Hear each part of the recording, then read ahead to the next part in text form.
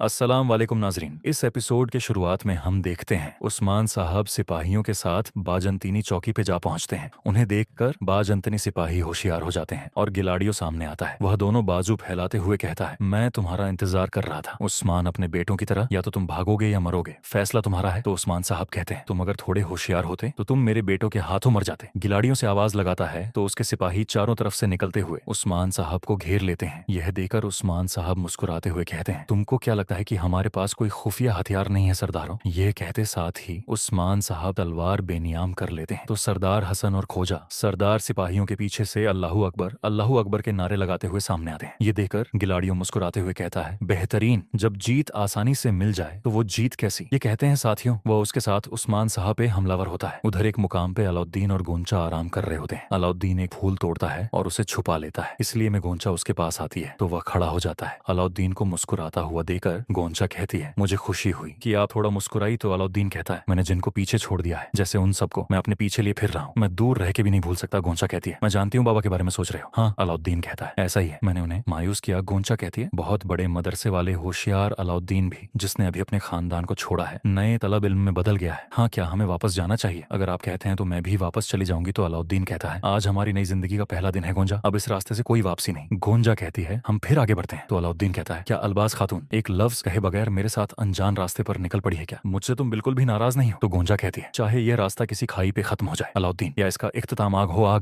आग मैं तब भी तुम्हारे साथ इस रास्ते पर चलूंगी। ये सुनकर अलाउद्दीन मुस्कुराते हुए उसके सामने फूल लाता है और कहता है, तो तुम मुझसे इस कदर मोहब्बत करती हो? हाँ, गोंचा फूल लेते हुए कहती है, गुलदादी, फूल तो तुम मेरे साथ घोड़ों की दौड़ लगाना चाहती हो। ठीक है, इस रास्ते की धूल चाटोगे तो होश में आ जाओगे। मदरसे वाले वो दोनों घोड़ों की जानिब बढ़ते हैं। तो अलाउद्दीन कहता है, ठीक है, अब मैं तुम्हें बताता हूँ, देखते हैं कौन तेज है। वह दोनों घोड़ों की दौड़ लगाते ही हैं कि मंगोल उन तक आ पहुंचते हैं और उनका पीछा करना शुरू कर देते हैं। चौकी पर उस्मान साहब काफिरों को आनन फानन काट रहे होते हैं और हान भी उनका भरपूर साथ दे रहा होता है। गिलाडियस के हाथों का सिपाही शहीद हो रहे होते हैं। बुरहान और जेरकुत भी एक साथ लड़ते हुए चौकी फतेह करने की कोशिश कर रहे होते हैं। काफिर को काटते हुए सरदार हसन कोजा सरदार से कहता है, कोजाबे, उन मरहूम मजलूमों के लिए तो कोजाबे कहते हैं, हमारे लिए शर्म की बात होगी अगर हम उनका इंतकाम ना लें। कोजाबे भी एक ही हल्ले में कई काफिरों को काट डालते हैं। लड़ते लड़ते बुरहान और ग्लाडियोस आमने सामने आ जाते हैं। नेजा थामे और कहता है, आओ ग्लाडियोस, यहाँ आओ, अब वक्त आ गया है कि अपने शोधा का इंतकाम लें। बुरहान उसकी जानिब बढ़ ही रहा होता है कि उस्मान साहब कहते हैं, और यह कुत्ता मेरे लिए छोड़ दो। ये सुनते साथ ही बुरहान पीछे हट जाता है और उस्मान साहब ग्लाडियोस के सामने आने वाले काफिरों पर टूट पड़ते हैं। वो वहां से रास्ता साफ कर देते हैं और आगे बढ़कर ग्लाडियस पे हमला करने ही लगते हैं कि आवाज आती है, रुक जाओ। आवाज लगाने वाली सोफिया होती है, जो हरिस्तो और सिपाहियों के साथ वहां पहुंचती है और कहती है, अजीम शहनशाह के हुक्म से मैं इस लड़ाई को रोक रही हूँ सिपाहियों, अपनी तलवारें नीचे करो। गिलारियोस गुस्से से कहता है, सोफिया, क्या तुम पागल हो गई हो? सिपाहियों, मैं तुम्हें हुक्म देता हूँ कि हमला करो। सिपाही आगे बढ़ने लगते हैं तो सोफिया कहती है, रुक जाओ। हरिस्तो शहनशाह का फरमान उनके सामने खोल देता है, जिसे देखते हुए उस्मान साहब पूछते हैं, तुम्हारा शहनशाह क्या चाहता है? तो सोफिया कहती है, बिल्कुल मेरी तरह वो चाहते हैं कि हम मंगलों के खिलाफ इताअत कर लें, बदले में यह चौकी तुम्हारी हो जाएगी। उस्मान, गिलायोस तुम्हारी हुक्मरानी के मातहत होगा। यह सुनकर गिलाडियोस को बहुत गुस्सा आता है और वो अपनी आंखें बंद कर लेता है। फिर कहता है, तुम यकीनन पागल हो गई हो। सोफिया जवाब में सोफिया कहती है, तुम अगर हुक्म की इताअत नहीं करते तो तुम्हें फांसी दे दी जाएगी। मगर गिलाडियोस कहता है, कभी नहीं, मैं किसी तुर्क के साथ मिलकर कभी नहीं लड़ूंगा। तो उस्मान साहब कहते हैं, आला काफिर की औलाद, हमने भी तुम्हारी जान लेने का इरादा तर्क नहीं किया। सोफिया के इशारे पर गिलाडियस तलवार म्यान में डाल लेता है और कहता है, हम पीछे हटेंगे सिपाहियों। वह सोफिया को गुस्से में देखते हुए पीछे हट जाता है। तो सरदार कोजा उस्मान साहब से कहते हैं, क्या हम इनका पीछा नहीं करेंगे उस्मान साहब? तो उस्मान साहब कहते हैं, हम बिल्कुल करेंगे, मैं उन्हें जिंदा या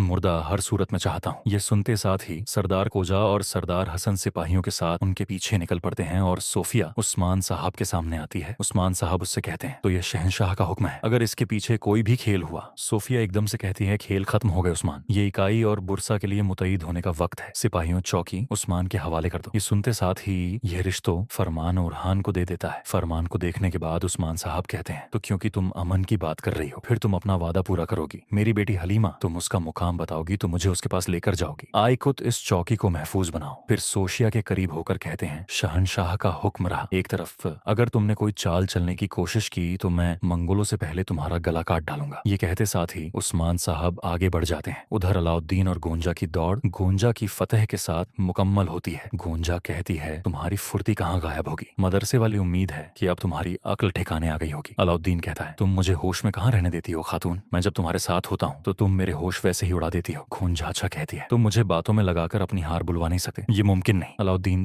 कहता है, अभी के लिए इस जीत का मजा लो, अगली बार देख लेना कि मैं तुम्हारे लिए खुद नहीं हारूंगा। खूंजा अच्छा कहती है, तुम कह रहे हो कि तुम जानबूझ के हार गए? हाँ, अलाउद्दीन कहता है, बिल्कुल ऐसा ही है, इसलिए हमें उन्हें पीछे से परिंदे उड़ते हुए दिखाई देते हैं। तो अलाउद्दीन कहता है, हमारे पीछे कुछ लोग हैं। गूंजा पूछती है, कैसे और कौन? तो अलाउद्दीन कहता है, मुझे नहीं मालूम, लेकिन वो कबीले से ही हमारे पीछे रहे होंगे। पता नहीं क्या चीज हमारी मुंतजिर है। हम सबसे पहले उन्हें चकमा देने का कोई रास्ता तलाश करेंगे। चलो मेरे पीछे आओ। यह कहते और सुनते साथ ही वह घोड़े दौड़ा देते हैं। मंगोल भी उनका ताकुब जारी रखे होते हैं। जंगल से उस्मान सब सिपाहियों और सोफिया के साथ आगे बढ़ रहे होते हैं। तो सोफिया कहती है, हमारे इत्तेहाद से उस्मान मंगोलों पर टेंगरी की लानत नाजिल होगी। तो सामने आने वाला उलजार कहता है, मंगोलों पर लानत नाजिल नहीं हो सकती खातून। इन तलवारों की चमक देखने वाला हर कोई जानता है कि मंगोल ही दरअसल असल लानत है जिसके गले में पहले हमारी जंजीर थी। हर वो शख्स जानता है कि मंगोलों का लगाया हुआ जख्म आसानी से ठीक नहीं हो सकता। उस्मान साहब कहते हैं, मेरी रियासत की तरफ हाथ बढ़ाने वाला मंगोल एलची जिसका मैंने हाथ काट डाला था, क्या तुम भी उसी की तरह हो? तो लोचार कहता है, हर उस हाथ के बदले जो तुमने काटा उस्मान, इस जहान को तुम पर तंग करने वाला और तुम पर कहर बनकर बरसने वाला मैं हूंगा। तुम्हारे साथ इत्तेहाद को देखकर लगता है कि बजंतनियों ने भी इस बदनसीबी की तमन्ना की है। इस इत्तेहाद और इत्तेफाक के साथ मेरा एलजी होना यहीं पे इख्तिताम को पहुंचता है। अब वो लोग तुम्हारे सामने हैं। तुमने उकाब के साथ जंग छेड़ दी है। शर्मनाक, बहुत शर्मनाक। सोफिया कहती है, तुमने जिस दिन बुरसा में अपनी हाकमियत का ऐलान किया वो जंग तुमने शुरू की। लोग उस्मान साहब कहते हैं, दो छोटे परिंदे, हाँ 2 छोटे परिंदे। अबेल परिंदे को मत भूलना, हाथियों को मार गिराने वाला। अबेल परिंदा, वो अबेल परिंदा उकाब के पंजे को ठिकाने लगाना खूब जानता है। चलो जंग है तो जंग ही सही, मेरा सामना करो। तो लोचार कहता है, जब तुम कैदी बनकर महफूज हो सकते हो उस्मान, तुमने फना होने का इंतखाब किया। ये कहते साथ ही लोचार पलट जाता है। उधर बाला खतून सिपाहियों के साथ बुरसा की जानिब रवा दवा होती है। कैसे इसी लम्हे आवाज सुनकर वह एकदम से घोड़े से उतरती है और छुप जाती है। अगले लम्हे अलीमा बजंतनी लिबास में उनके सामने से सिपाहियों के साथ गुजरती है, जिसे देखकर सब हकते भगते रह जाते हैं। गोलचे कहती है, क्या यही मरियम नहीं है? बाला खातून के मुंह से बेसाख्ता निकलता है, मरियम। किस्मत कहती है, फौजियों के साथ इसका क्या काम और इसने भजनतनी कपड़े क्यों पहने हुए हैं? आगे बढ़ते हुए